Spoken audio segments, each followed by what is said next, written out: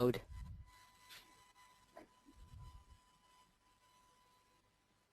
Great morning, sales teams, and welcome to YOSM. My name's Emma Monroe, and I'm the creator of Your Online Sales Manager. I'm really excited to introduce our guest speaker today. So, Anoop, I'll let you take it away with Royston Kent from BC Plastics. Right. Thanks, Emma. Welcome, everyone, to this beautiful Thursday morning. And we have a very special speaker online today, Royston Kent from BC Plastics, who's introducing me from Shane Ridley, who we had a couple of weeks ago. So if you know it's come from Shane, you know the caliber of speaker is going to be great, and there's going to be some fantastic content that's going to come out today. As always, we're going to kick it off, and welcome, Royston. Glad to have you on our webinar this morning. Thank you very much. I feel really under pressure now. Great. It's all good. Thank you. It's all good. It's just it's a nice casual chat. But like Emma said, we like to be passionate on here, so love to hear your thoughts. Royston, I just want to kick it off. Can you give us a bit of background on the businesses you're in, or the business you're in, and what you do, how long you've been doing it for? Yep, sure.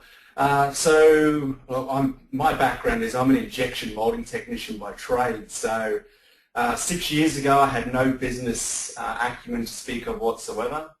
I was a tradie, and myself and my best friend at the time, Bob Horsall, we thought there's got to be more to this. We're making a lot of money for another company, our largest competitor to date. And we saw an undermanaged business. So we decided to jump on that business and give it a really good shake. That was 6 years ago. So BNC Plastics, predominantly, we design, develop, and manufacture plastic injection molded components. Now, we do that predominantly for the building construction industries. We do that in mining. We do homewares and electronic housings. Okay, wow, okay. So your area is quite diverse with a few different places, so you're not really locked into one division. You really move around where the work can go, I guess. We do. We have, over the last 12 months, we've definitely firmed up our targets. So we know when we have a look at the mining industry, there's a lot of product we are already supplying that area, and we're actually going a little harder in that area now, winning more business. The other industry that we've targeted just recently is personalization, customization. So that's another growing industry, and that we set up a new entity called iPersonalize, which basically decorates plastic components. So that fits really nicely on the back end of what we do at BNC. So being able to design, develop, manufacture that plastic product, and then being able to customize it with a state-of-the-art print process that we picked up out of the UK almost 16 months ago. Sure, cool. Something you just mentioned then, especially I think I want to hammer home to our listeners today, targeting your market. You said, you really honed in on the right target and what to go after. I guess I would presume that would be the type of people you're speaking to and what products you're presenting to them as well. Yeah, absolutely. So the first thing was the industry. So we just had a look at industries that were trending upwards just from data that was available. They just happened to be industries that we could work in. So we were very lucky to be able to do that. And then being very specific with having a look at various organizations within those industries and aligning ourselves with those with the key people and with the key sort of industry bodies. Great, Royston. I just want to make a little bit of a point to our listeners there. Something I really want to hammer home on this point, what Royston's made, is 6 years in business is really bugger all at the end of the day, because you know what, you failed in the first year, so to be 6 years is fantastic, coming from a trade background. But to have this type of insight is amazing, Royston. But what I want to say to the listeners is this is how you crack your big whales in the sales process. You have to go after a targeted audience. You can't just talk to any willy-nilly. There is almost a semi-scientific approach to this, is that you talk to the right people the right amount of times with the right message, you will get your sales across the line. And Royston, thank you very much for that. And that wasn't pre-rehearsed, so I was hoping you would talk about target markets today, and I'm really glad that we've been able to touch base on that. Royston, what I'd like to ask you is, what's been your sales process? I mean, 6 years ago you were a tradie, and today now you're running a very successful business in an industry which I would presume is very volatile and very competitive as well. What's your sales process through this whole? That's really interesting, actually. We've really just reassessed our sales process over the last 12 months. I actually have a bit of a sales background, so predominantly the business relied on me. And so with setting up the new business, I actually thought I had processes in place for the other guys to pick the ball up and run with it. Well, look, in particular over the last 3 to 6 months, I identified that wasn't the case, and really the sales process was me, and which was probably is a problem for the size of business we want to become rather than what we are now. Yes. So you know, I have been trying to be the CEO stroke operations manager, and I hadn't actually been focusing on the sales. So I actually see my key role moving forward is more as a BDM, as that business development manager. That's something I'm passionate about. I know my industry well, and look, that's I think how I'm going to go. I'm thinking about putting my business under management with the right operations manager. So he's going to keep me in line and make sure I actually have my sales process down packed. We do have a sales process in place. We have a script. We have a script for the guys that handle the customers. We have a couple of CRMs in place. One really for just dealing with inquiries, and then another one for dealing from a quote onwards. Sure. Just a point to reiterate, listeners, the CRM is a customer relationship management system. If you or your company doesn't have one, I will urge you to go out and get one. There's some great cloud ones that are relatively cheap, and you can go down the customized option. Really keeps the whole process in check. Royce, can I just add to that?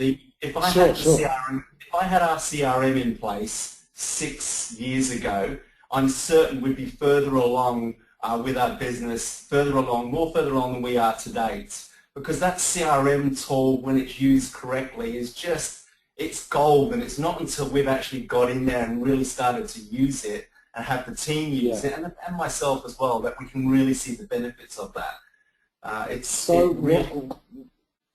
What's actually on that point with the CRM? What are the couple of advantages that you found that, you know, compared to 6 years ago, if you would have had it? What are the obviously there's some major differences of not having one to having one, and what are the couple of points that you can share?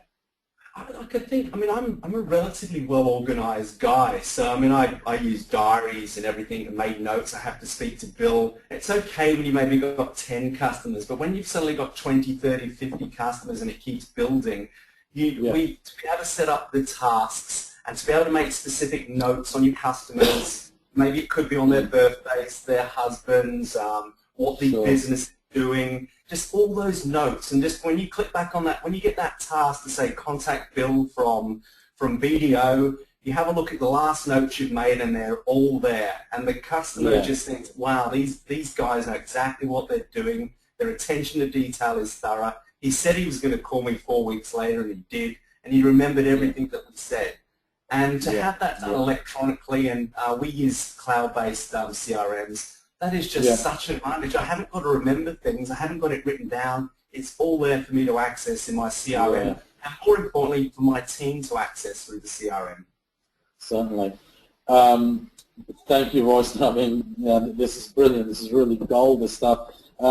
Listeners, what you've got to look at is the CRM in simple terms. Knowledge is power. And what Royston's just really reiterated there is that, knowing your customer. Now, here's the key. You want to win a sale? This is how you do it. Know your customer better than your competitor knows them, and you will win the sale. And which leads me to our next point, Royston, because you said the process is you. Ultimately, you're the king salesman within your organization. How do you transfer that to other team members? You know, that passion. I mean, the relationships that you can build with your clients. that's, that's a really tough one. So the relationship. Look, I don't know how I can answer that really. A little short of saying that I have actually written a sales process with my business partner, and that sales process is in place. And Bob has been able to run with that sales process and working together. It's definitely helped the process, and even to the other managers that have a look at it, the sales process, the scripts really help. I think with regards to building relationships, that's more of that's a personal thing. That becomes a real aptitude. And I think it's an attitude, but I think it comes from an attitude as well. So I'm very customer service orientated, and so my business is predominantly as well. It's how that's communicated, I think, is what you're alluding to through the rest of the team. If everyone in the team buys into what we're doing, and we are all on the same page, I think we just all deliver on that at different levels. What we have done is we actually have broken our customer database up into a few categories, and I always deal with what we would class maybe as the A class customers. So I'm always across every one of those customers, and then as we go through the other categories of customers, the other guys will tend to deal with them more and more to sort of to build their skills and resources as well. Not to sound like I'm pissing in your pocket or sounding gay, but right now you're giving me some great stuff. A-class customers. I mean, Royston, what are you doing? Reading my mind right here. we're moving into this is fantastic. And so I just want to stop you there for a second, Royston, and explain this. Listeners, if you're online today, you've got a cracker. This is amazing, this stuff, because this is stuff that we haven't even touched base on yet, but I'm going to quickly go through. Royston is really in a league of his own here, because there's not a lot of companies or a lot of salespeople have the ability to really think like this, to have the understanding that you're going to have a relationship and a customer service orientated style of business, which I'm going to talk a little bit more about with Royston. But more importantly, there's something very important, is that talk about target markets. Royston has now even broken his customer list down into A class, B class, and C class. It's something we used to do in the pharmaceutical industry, and the #1 pharma reps were the ones that followed that list to the T. And that's absolutely brilliant. Royston, that's really fantastic that you brought this up. I want to touch base again on the customer service orientation. Your processes, we all understand, are very, very important. The scripts are very important. Whether we use them verbatim or whether we use them ad hoc in the way we do it. But there is that the X factor of the customer service orientation, that relationship really, isn't there? When the two are married up, it really sings along beautifully, doesn't it? Yeah, it really does. And we come from a really an honest position, I have to say. You know, when people come to us, one of my largest customers came to us from a competitor in Melbourne. Now, our first 2 or 3 conversations, we didn't talk about price or anything. All I wanted to know, I honestly wanted to know, is about his business, what he was doing, where he was going, what his expectations were. And he said out of everyone I'd spoken to, no one was interested in that. All they wanted to do was give him a quote on his work. And so that's the position we come from. We genuinely want whatever we're going to do, it needs to work ultimately for our customer and for us as well. And if it isn't right, we will walk away from the actual job if we haven't got that relationship right. And sometimes building those relationships can be a challenge, because you know, we do look to align ourselves, I suppose, with like-minded business people. I know with, it's not my own experience, but talking with guys that have businesses much larger than me, they say, well, look, if these guys don't align their values to my values, we won't do business with them. Well, I'm not sure we've got to that point just yet, but ultimately, that's the way we're building. Just touching base on what you talked about, price, and I guess, building the value proposition into your sales meeting or into the process. Price versus discounting. Can you share your thoughts on that? Look, I actually don't like to talk about price, and I definitely don't like to talk about discounting. Yeah, sure.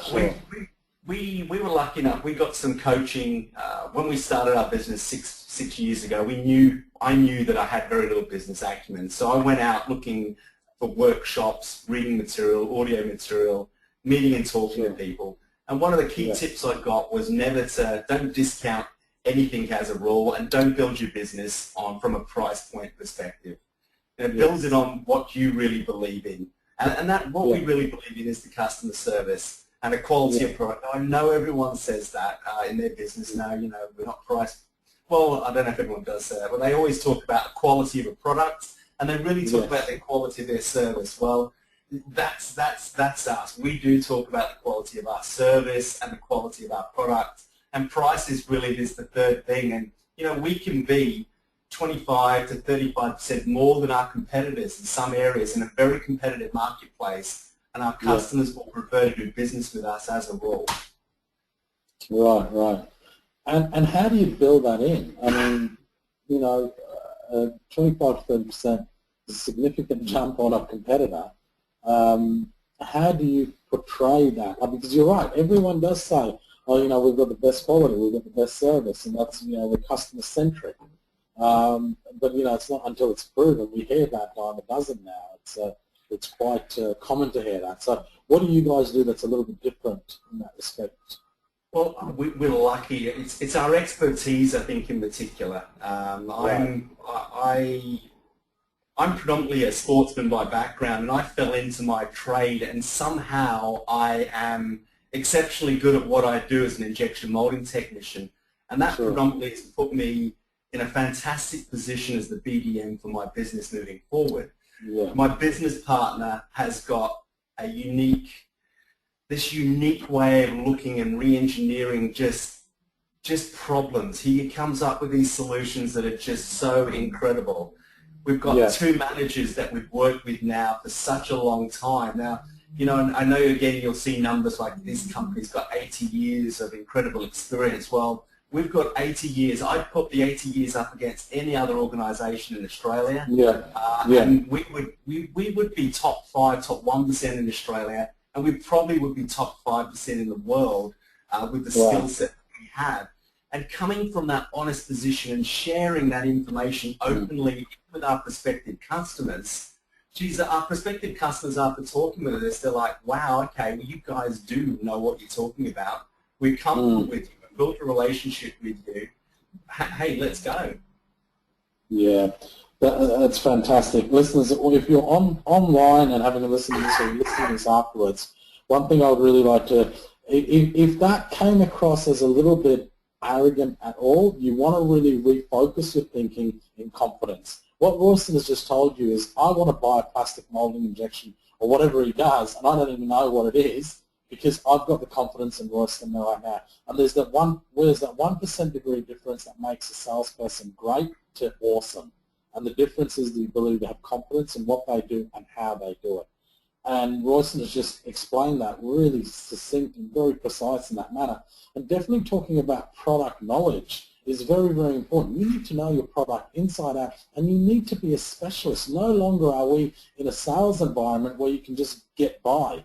You need to be a specialist. Understand your product inside and out. And you may only use 1 or 2% of that product knowledge. But, to the customer, if you come across as confident, they're going to really look at you as one of those top 1% companies in the country. And that's brilliant, Royston. That's just fantastic. Now, you came back from a trade background, decided to go into the business because you said, here's an opportunity. Did you ever have any formal sales training?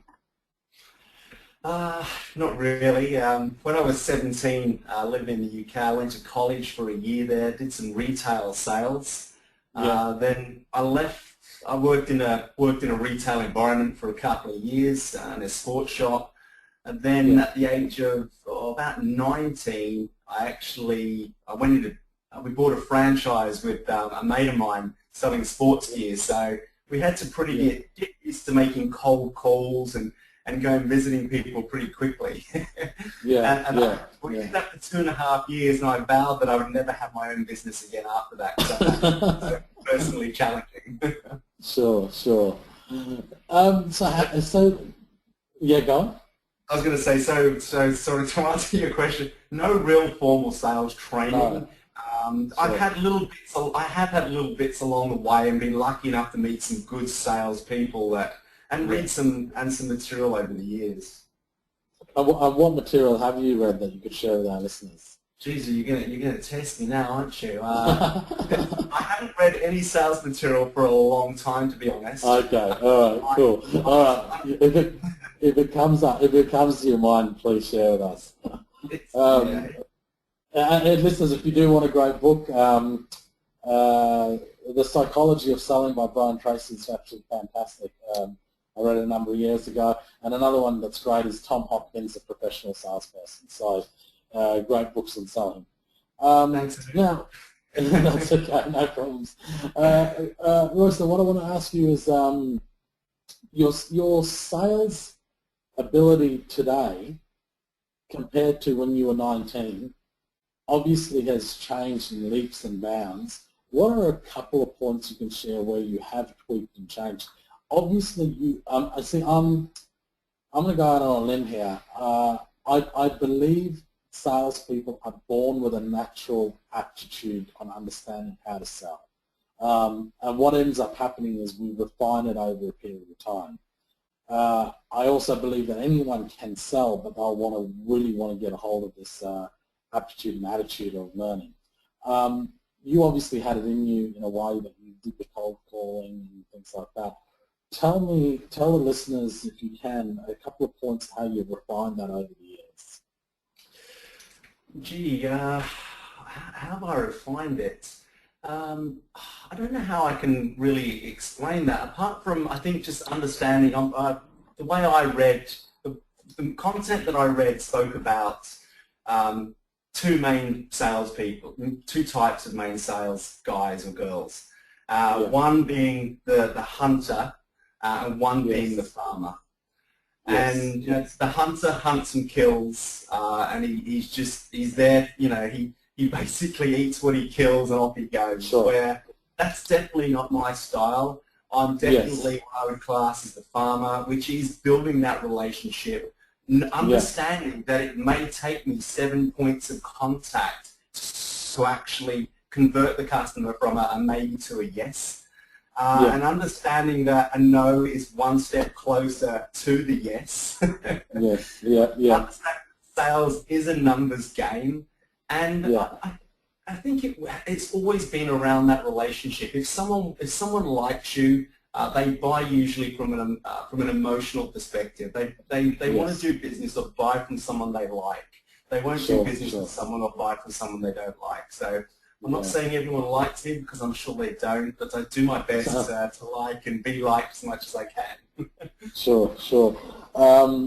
Great. Hunter-gatherer, hunter-farmer, another concept we will talk about in the 7 points of contact. It's spot on right. In the pharmaceutical industry, we would look at 6 to 8 points of contact before the person would actually make a move to purchase the product. Royston, you mentioned the numbers game. Do you have in your organisation some sort of scorecard or an analysis sheet that you guys go through weekly, fortnightly, or monthly? Just recently with the startup business, we have, but probably the easiest one to share with you guys would be that just having a look at our conversion rate online. So the amount of visits, so how many people come to our website, and then what is the conversion rate? And then when we actually test different strategies, when we actually introduce a new strategy, we make sure we test that strategy. For example, for the visits we have, we convert at 3% online we do. So 3% of every visitor that comes to our website we convert, which is about average for online. We actually did a radio campaign which actually we increased our visitors by about 40%, yet our sales conversion went up from 3% to 14.9%. Wow, okay, yeah, yeah. So the way we looked at that was the actual radio campaign had reached an audience that actually wanted to buy from us. So rather than just, we got extra visits, but the conversion rate just went up exponentially because of the validation process that went in first. Yes, yes. I'm not sure if that answers your question really. Yeah, perfectly answers my question. And listeners, you know, I keep hammering on about the scorecard. I keep hammering on about your personal average dollar sign and conversion rates and things like that. This is another example, 4 weeks in a row, another example that has shown the importance of looking at your numbers, the relative importance. And this is in the case of where they're actually measuring marketing data, and you could be measuring any type of data, anything you do. Is it working? Because if it's not, you bang your head against the wall. That doesn't really work. A couple of basic things that we introduced is something simple like we might just want to talk to 5 new people a week, and when we break it down to small targets, you know, it's only 1 new person I need to talk to a day. It might be 1 email with a follow-up call. It might be 1 new corporate brochure with an introductory letter to a pre-validated prospect. And just those little small milestones have really helped us, because suddenly that's 1 a day, 5 a week, by 48, and suddenly you've spoken to 200 new people, 200 new prospects just from doing one little thing each day. Yeah, definitely. That's absolutely fantastic. Royston, I understand that you are a busy person, and I really want to appreciate and say thank you for your time. I could talk for another hour easily, because you're bringing up a whole heap of topics which we have covered or will be covering as well. And I really want to thank your time. And before you leave us, can you give our listeners 1 or 2 points of wisdom that you picked up along the way, good or bad? Look, it's something I love to believe in. Is I always say to myself, trust myself, trust myself, trust myself. I'm a little bit out there. I do believe in creating that vision of what I'm looking to achieve, and having that vision written down. A couple of sayings, I suppose. If it's not being measured, it's not being managed, and if it's not written down, it's not real. So that's some things, and I think just what you mentioned as well, numbers again. So 6 years into my business, I understand the numbers are one of the most important things about understanding how my business works and how my business will grow. Yeah, exactly. Guys, take-home message today, there's a couple. Walking away from a customer sometimes can be much more profitable to your business. Understand your numbers, whether you're in business for yourself or you're working for a business. Understand your numbers if you want to really be a kick-ass salesperson and make some of those big dollars and big bonus dollars as well. Be customer-centric, look, there's a ton of stuff. Royston, I want to really thank you very much. Emma, is there any questions that have come through? No questions today. Royston, thank you so much. I've written down 2 pages of notes from your talk today, so you've certainly shared some awesome content, so thank you. Thanks, Emma. Thanks, Anu.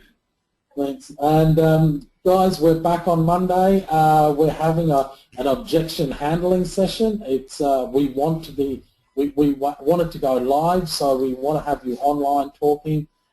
Send in your challenges, send in your objections, and you know what? Put me to the test. Put me to the test on how I'm going to handle a ton of objections. I'm really looking forward to that. So we're going to kick off Monday morning with a bang, as we usually do. We've also got some exciting stuff that's happening. Stay tuned on what we're putting together for you over the next week or 2. Again, thank you, Royston. Have a great Thursday. Sell well, and we'll talk to you on Monday. Thanks, guys.